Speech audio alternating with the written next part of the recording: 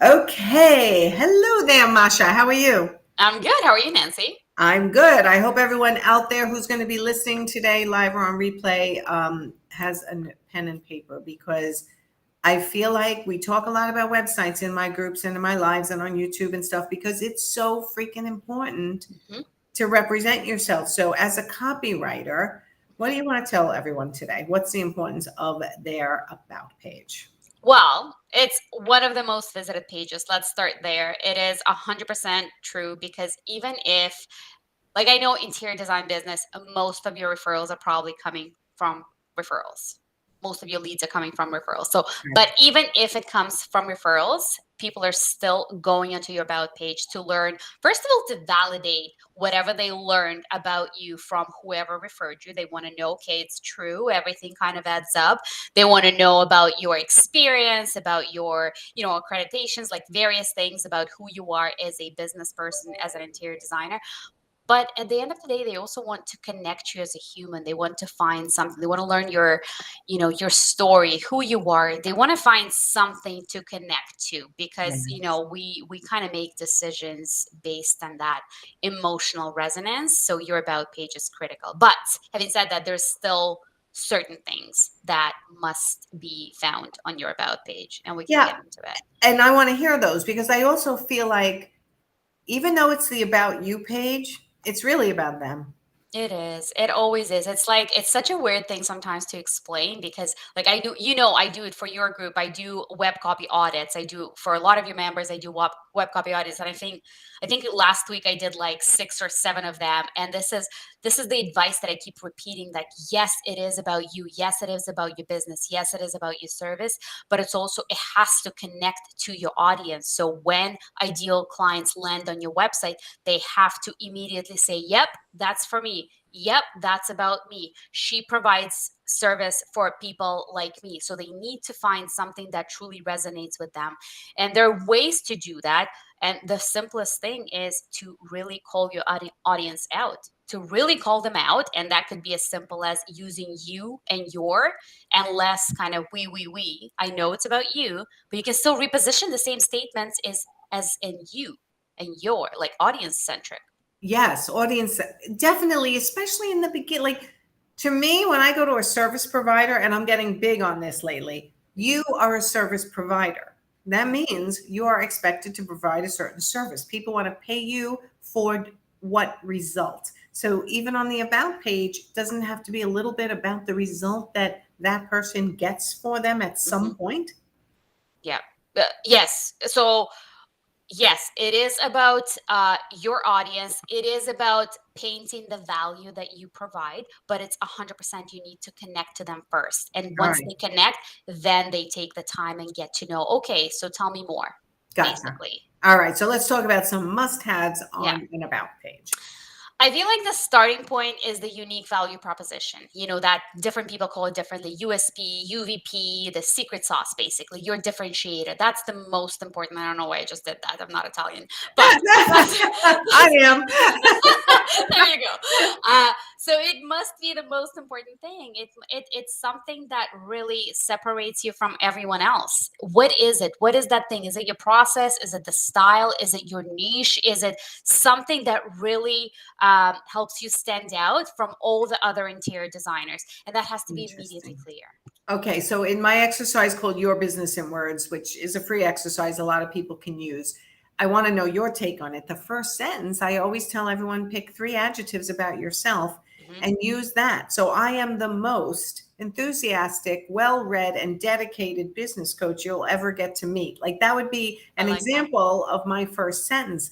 Mhm. Should they be putting adjectives in their sentences so that people will like who they are, not who they want their clients to think they are, but who they Mhm. actually are? Yeah, first of all, adjectives are so, like, even in the copywriting alone, in the copywriting world, adjectives are so powerful because they almost like paint a picture a lot, like in vivid colors, because saying it, I don't know, like this is a table is something so different from saying this is a beautiful, with luxurious wood. Like it just paints a Yes. picture. It uses that storytelling aspect, but it's even more like I'd go a step further. It's like, okay, you've used those adjectives to describe yourself. That obviously positions you already and paints a picture for the audience who it is that you are. But let's go a step further. Why? Like, what is it that about that thing that you mentioned about yourself? What is it that makes you so different? Why? That whole thing about I your like that. why. So Yeah. that's your unique value proposition.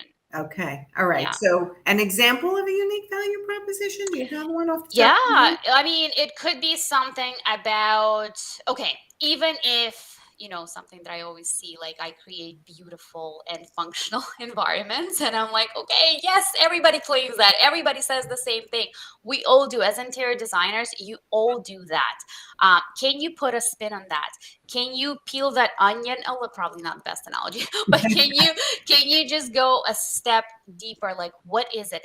How do you do that? I had a kitchen designer that I worked with a few months ago, and we really went into almost like hyper focused into that functionality aspect. We did say that, I am hyper focused on functionality. And we gave examples, because examples really help explain what is it about functionality that I do. Maybe it's creating, like extra storage in your unused basement. Maybe it's so when you get into your kitchen, you know exactly where it is. Like, you almost provide a why. You almost explain to people. You're not just saying, in the copywriting world, we have the saying, show, don't tell.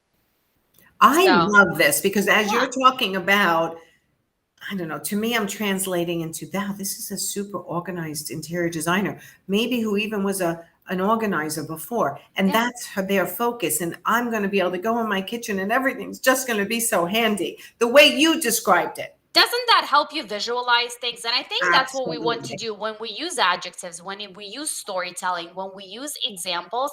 It helps it helps people almost appear in your story. Like, we almost transport them into the story, and he's like, hey, this is what we're trying to do. Like, even when I write website copy, sometimes I like give little examples, like, you want to wake up and smell the coffee. You want that to create that vibe, that atmosphere in your prospect's head, where it's like, oh yeah, I want to do that. I want to walk into my porch and enjoy like how sun is hitting my face, and everything is in the right place in my kitchen, and I know where everything is, and no Yeah. chaotic things. So yeah, so using examples, using adjectives, using storytelling techniques, to help your audience understand what is it. Not just saying that I create beautiful and functional environments, but actually explaining, this is exactly how I do this. Gotcha. Yeah. Okay. So that's as far as we go to unique value proposition. Another thing that they want to find is a client testimonial. They want to Yes, know, even on the about page, put a even like testimonial. honestly, on every page, it's so critical. It builds trust. It creates, it demonstrates your expertise, but it also not coming from you, because yes, your about page is about you, but Yes. it's also, here are some client words. Here's the same thing, but coming from clients. It gives you legitimacy. Yeah, it for sure does. Yeah, it's like, Yeah. I want to know, even if the lead is coming from a referral source, I want to know what others are saying about you. Mhm. What is it Mhm. about that experience? The one tip that I would give about customer testimonials, every testimonial is great. Well, not every testimonial. Some people just don't know how to give customer testimonials. Like, you I could be know. working on a project for a year, and then you guys like, yeah, she was lovely. It's like, what? I know. Give me more. Yeah, Give I me know. more, give me emotion, give me feelings. Yes. But I think it's so important um, when you share on your page client testimonial that supports whatever you already said on that page. So if you are talking about your process, and your process is what sets you apart, mention a customer testimonial, include a customer testimonial that actually speaks to that process, to Yes. something that you've already highlighted. This way, it's you who is saying, this is why I'm so damn good. And then Yes. here's a customer that thinks the same thing, that agrees Yes. with me. Okay. Yeah. All right. So Yeah. handpick a testimonial, at least one to go on your At least, about page. yes, At yes. I least mean, one. one is great. One is great. Maybe I wouldn't sprinkle more on about page, because you still have to talk about so many things. Another thing that I would do is inject your personality into your about page. Sometimes, like, it's so tempting to just list all the things that you've done in your interior design career, Yeah. but it's so important to inject personality. Maybe you include a personal nugget about something. I think me and you touched on that maybe a couple of lives ago, where you talked about, I feel like you talked about, it's like, hey, I'm divorced, or hey, I have kids, like something Right, or I that's so play pickleball, or I love to whatever. kayak, like Yeah. things like, or I love music of all Yeah. kinds. Like put something about you, like a little about you hobby, Yeah. like hobby list, or work it into the It text. humanizes you. It humanizes Yes, you, and yes, it creates an element that people can resonate with. It creates like, oh, like I didn't know. I love that. I love it. I do the same thing. You know what I mean? So you never know what's going to resonate. So if you share something, I always encourage my clients to share something personal, because when I share my project brief, it's usually like work, work, work, and then I follow up yes, with an email like, hey, let's do like a fun Q&A. It's like, what's your yes. favorite travel spot? What's your favorite book? What's your favorite, I don't know, destination? Or where can I find you? Where are you lost for an hour? Like, where can I find you? Yeah, I mean, You there's know? even some podcasts that will do like a speed round questions about your I like love those. Yes. right? Yeah, like what's Yes. your favorite movie of all time? What's your favorite tree? If you could be a tree, I know Wingnut Social used to do that. If you could be a tree, Yeah, what kind of tree would you be? I'm like, I don't know anything about the properties of trees. Let me go figure it out. But it's fun stuff it that is. makes people think. I even know one of my past clients who has like a music playlist on her about page because Oh, I like she, that. right, like really personalized, or favorite recipe, like anything that's going to make someone stay on your page an extra moment longer and maybe connect with you on a personal level on that about page is going to really help. And imagine if that's the thing that really connects to them. Nothing about your interior design, hopefully something, but imagine if this is the thing that kind of starts this relationship. Yes. Well, Yes. I Well, I would mean, definitely that's why consider. when I do speak, I do mention, yes, I am divorced and I have a gay son and a transgender son. And when I mention those things, sometimes people go, listen, I'm looking at 3 business coaches, but this one has gone through life in a similar way than I might be dealing with, or I feel Yes. I've connected with. I may have gone through one of these things in the past, or I love playing pickleball and everyone who plays pickleball are cool people, like whatever I've shared. And that is often what brings someone to a designer also, because they're going to be working you're going to be working in their house. Yeah, it's like a mini marriage. You're developing this relationship. You're going to be working with them for a long time. You're inviting them into your world, and they're inviting you into theirs. Yes, which is also why I'll show a picture of my dog or something, like, because dogs, I think dogs are amazing. And Yeah. sometimes, right, if someone wants to work with a dog person and not a non-dog person or a cat person, people make these decisions subconsciously without most people They even do. realizing it. Yeah, you're absolutely right. And like, even when I write for clients, and I sometimes include little notes for a web designer, and I would put something like design record, like, can we include like a personal picture there? Can we include like pets, kids, something? Yes, a connection point. I like Yeah, it. I like absolutely. it. All Yes, right. yes. Okay, so what's next? So we've got, well, design approach. That's another thing. Your design approach, your design philosophy, if you have one, and you probably do, even if you don't have, because sometimes I do talk to clients like, I don't have it. Like, yes, I know my process. Yes, I do. So Yeah. I help them arrive at that design philosophy and kind of help them articulate it in a nice, succinct statement that really resonates, because you probably do. And there are a bunch of questions, there are a bunch of prompts that you can ask yourself to arrive at that design philosophy. But I think that one is very important, because Yeah. people at the end of the day want to know, what is it? How do you do what you do? What is it that, do you use like a certain color? Like, I have one designer that I spoke with, in every single one of the designs she uses black, and that's her anchor color. So we created a story around that, and we explained why. Then I worked with another designer, and she used this like an emotional questionnaire to really arrive at the vibe that their clients want to create in their house. So that's her. So we Yes. created a design philosophy around that. So definitely include that on your about page. I like that. Design philosophy is different from, is there one part of design you love that you want to emphasize? It's more, Mhm.